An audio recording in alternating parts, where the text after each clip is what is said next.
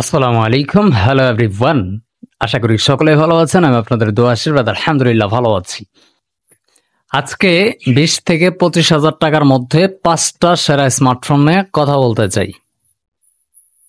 যারা ব্র্যান্ডের চিন্তা ভাবনা করবেন যে আমার স্যামসাং এর ফোনই লাগবে, আমার রেডমির ফোনই হইতে হবে, অন্য কোনো ব্র্যান্ড হলে চলবে না, তাহলে ভিডিওটা স্কিপ করতে পারেন। তবে হ্যাঁ, এই ফোনে মোটামুটি সব ধরনের ফোনই আছে, দেখতে থাকেন। অবশ্যই আপনার পছন্দের ফোনটাও এর মধ্যে পেয়ে যাইতে পারেন। আমরা আজকের সিরিয়ালে 1 নাম্বার যে স্মার্টফোনটা নিয়ে কথা বলতে চাই সেটা হচ্ছে টেকনো স্পার্ক 30 প্রো। এইটাতে 6.78 ইঞ্চির অ্যামোলেড প্যানেল আছে, 120 হার্জ রিফ্রেশ রেট আছে। র্যাম এবং স্টোরেজের কথা বলতে গেলে এটা দুইটা বেস ভ্যারিয়েন্টে পাওয়া যাবে, একটা হচ্ছে 8/128 আর একটা হচ্ছে 8/256। প্রসেসর হিসাবে আছে মিডিয়াটেক হেলিও G100। ক্যামেরা সেকশনে আছে 108 মেগাপিক্সেলের প্রাইমারি সেন্সর, 2 মেগাপিক্সেলের ডেপথ সেন্সর এবং 16 মেগাপিক্সেলের একটা ফ্রন্ট ফেসিং তথা সেলফি ক্যামেরা। যাদের ক্যামেরার দিকে বেশি ফোকাস দরকার, ক্যামেরাটা অত্যন্ত ভালো হইতে হবে। আপনি ক্যামেরা দিয়ে ভিডিওগ্রাফি করবেন, সেক্ষেত্রে আপনি চয়েস করবেন এই সময়েও দাঁড়াইয়াও আগের একটা ডিভাইস, যদিও টেকনো ক্যামন 20 প্রো, ওইটা চয়েস করতে পারেন। এরপরে টেকনো স্পার্ক 20 প্রো, দুইটার যে কোনো একটা নিয়ে নিতে পারেন। স্পার্ক 20 প্রো বর্তমানে আমি চালাই, তো এইটা অত্যন্ত ভালো, ভিডিও ভালো হয়, প্লাস আপনার ডেইলি লাইফ ইউজ আপনার যে কাজগুলো করা দরকার সেগুলো অত্যন্ত খুব ভালোভাবে হ্যান্ডেল করতে পারে এই ডিভাইস। কোনো ধরনের ল্যাগ করে না, কোনো ধরনের হ্যাং করে না। আমি আজকে 3 মাস ধরে এটা চালাচ্ছি, মোটামুটি 2.5 মাস, 3 মাস না 2.5 মাস। তো 2.5 মাসের মধ্যে কোনো ধরনের ল্যাগ বা হ্যাং এর দেখা আমি পাই নাই। তো বিষয়টা যেটা সেটা হচ্ছে অত্যন্ত ভালো সার্ভিস দিচ্ছে, স্মুথ পারফর্ম করে। যারা বদনাম করে, হুদাই বদনাম করে, মানে জীবনে চালায় না, তো কথা বুঝেন না, এখন এইভাবে বলতে হচ্ছে। তো জীবনে যেটা কিনে না সেটা নিয়ে মন্তব্য করে বসে রাখে, যেন আর 10 জন এই সামর্থ্যের মধ্যে না কিনতে পারে। না, বরং 20,000 টাকার মধ্যে এই ফোনটা অত্যন্ত ভালো সার্ভিস দেয়। আমি লেখা দিলাম, চোখ বন্ধ করে নিয়ে নিতে পারেন, কোনো কথা হবে না যারা নিতে চান। 2 নম্বর সিরিয়ালে যে স্মার্টফোনটা নিয়ে কথা বলতে চাই সেটা হচ্ছে রেডমি নোট 14। 6.67 ইঞ্চের ওলেড প্যানেল আছে, 120 হার্জ রিফ্রেশ রেট আছে, HDR10+ এর সাপোর্ট আছে।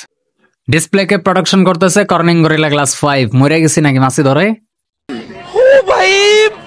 র্যাম এবং স্টোরেজের কথা বলতে গেলে 6/128, 8/128 এবং 8/256 জিবি বেস ভেরিয়েন্ট এটা পাওয়া যাবে। আর এটার স্টোরেজ টাইপ হচ্ছে UFS 2.2।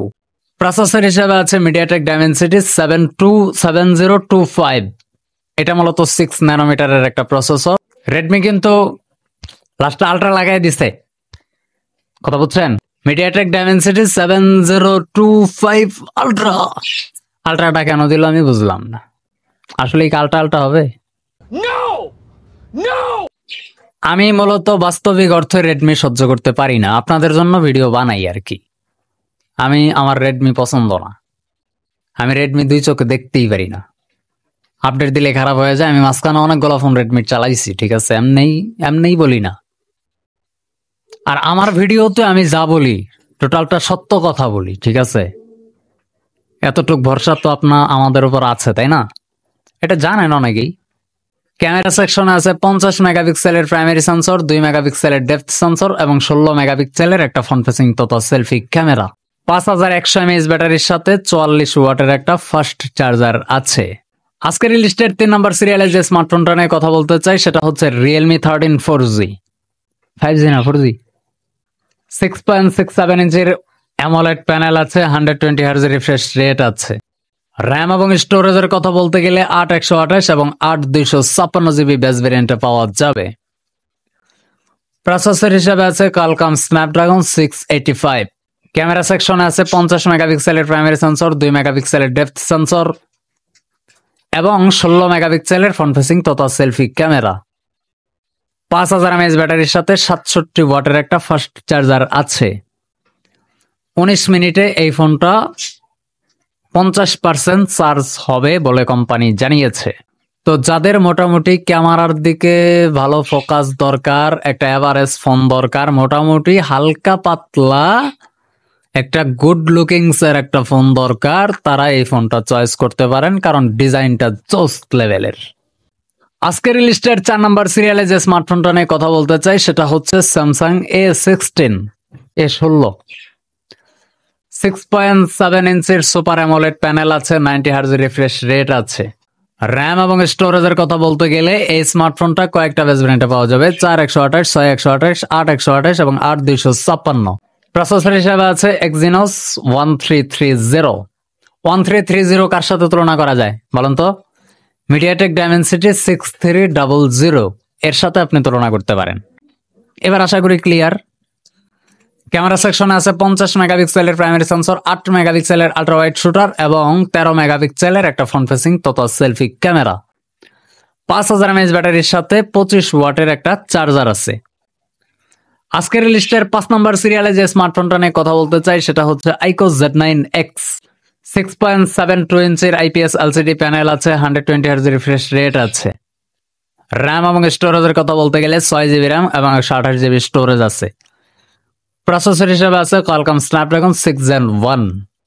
ক্যামেরা সেকশনে আছে 50 মেগাপিক্সেলের প্রাইমারি সেন্সর, 2 মেগাপিক্সেলের ডেপথ সেন্সর, 8 মেগাপিক্সেলের একটা ফ্রন্ট ফেসিং তথা সেলফি ক্যামেরা। 6000 mAh ব্যাটারির সাথে 44 ওয়াটের একটা ফাস্ট চার্জার আছে।